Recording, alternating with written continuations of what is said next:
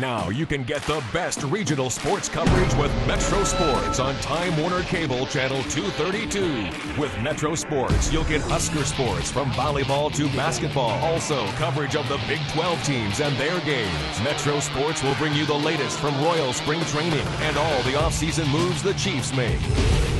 From seasoned pros like Dave Stewart and Leif Lysick, watch Metro Sports only on Time Warner Cable Channel 232.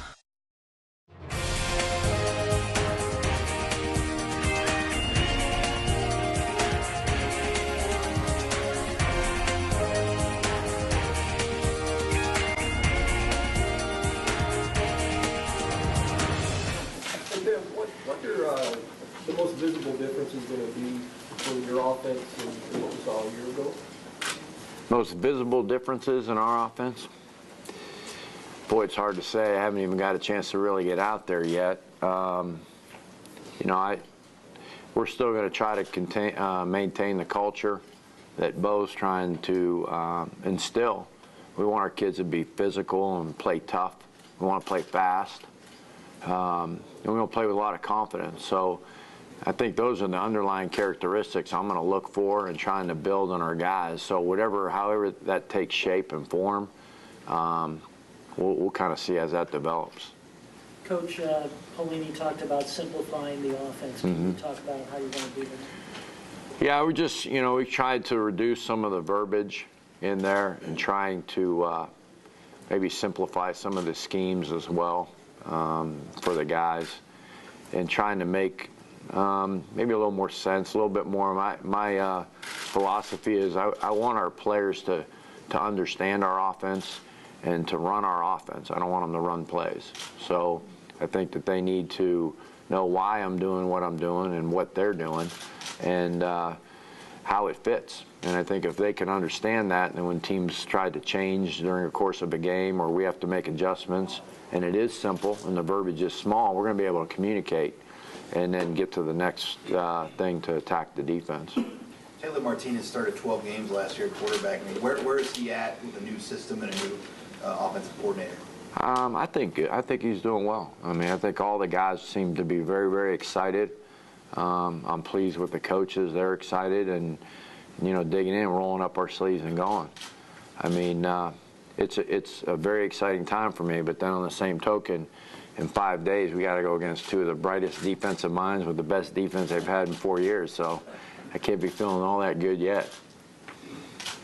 How do you feel about this stepping into that offensive coordinator role, knowing you've seen how there's all these armchair quarterbacks and you're going to get analyzed like nobody's business? I mean, how do you feel about the role you're coming into? Well, I don't know. All I can say is, Bo and Carl, and I'm from Youngstown too, so we'll see how that pans out.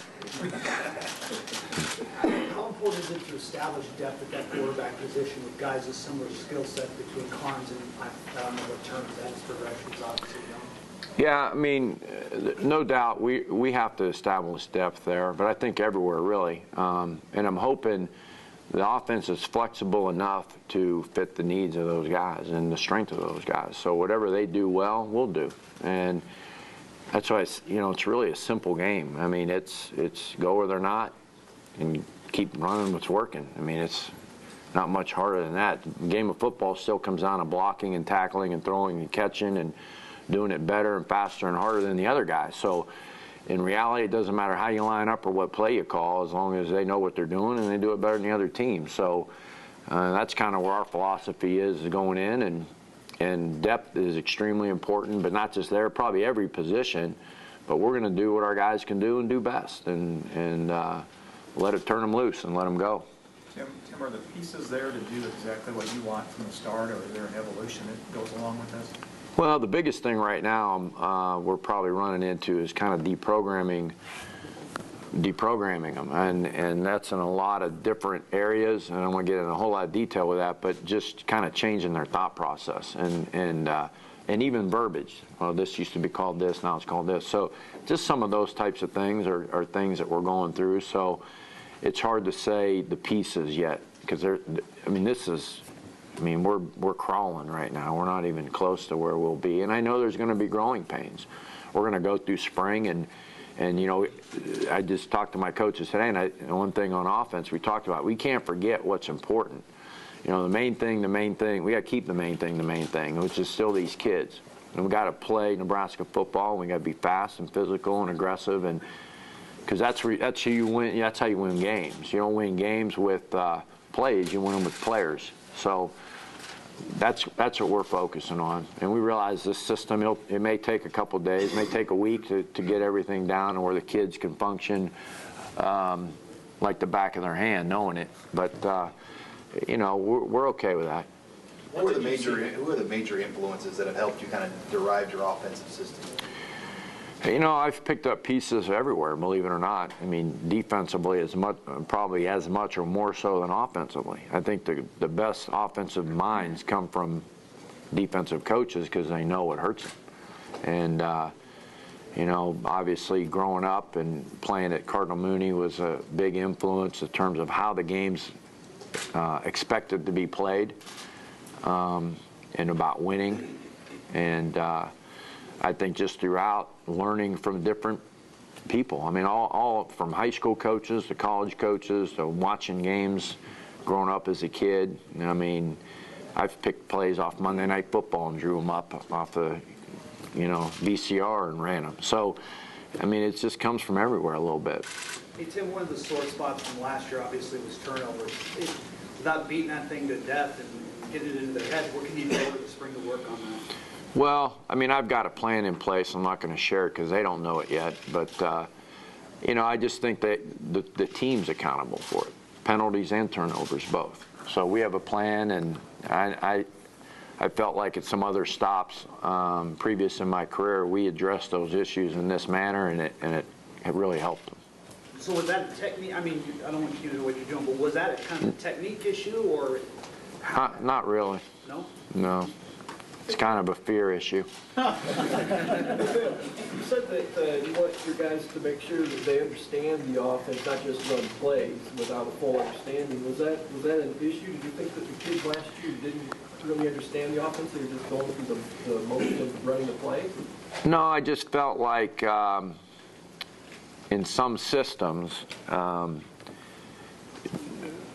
there's some verbiage and sometimes there's wording, and the players kind of memorize, oh, you know, this is what I'm supposed to do because of this type thing. And I don't want to get into too much detail about that because that was last year, but everybody was kind of, you know, to some degree, in some of the verbiage and terminology that's used in that system is they tell everybody what to do. And so that's what they do. Since you worked on the staff last year, there might be those that would say, well, you worked under Watson. Did you not have his ear? Did you recognize some of the problems?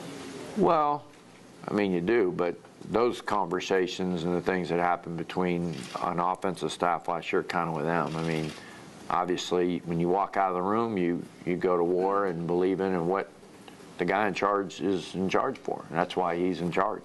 And I believe that we had the kids' best interests at heart, and we're trying to do the things for them to give them success. And we have to work on our communication, our adjustments. Those things became some issues when teams changed. What's Ron Brown going to bring to that running back position? Well, you know, the thing, and you might have heard before, is, you know, with Rex, obviously he's the veteran player in that running back room, but there's 3 young guys coming in.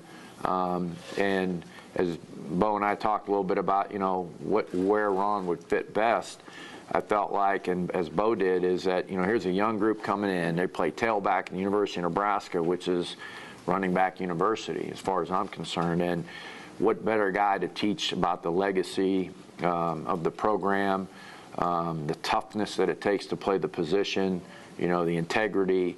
What better coach than Ron Brown, and bringing him into that room with his experience for those young guys to get them ready to play, I think it was a perfect match for him.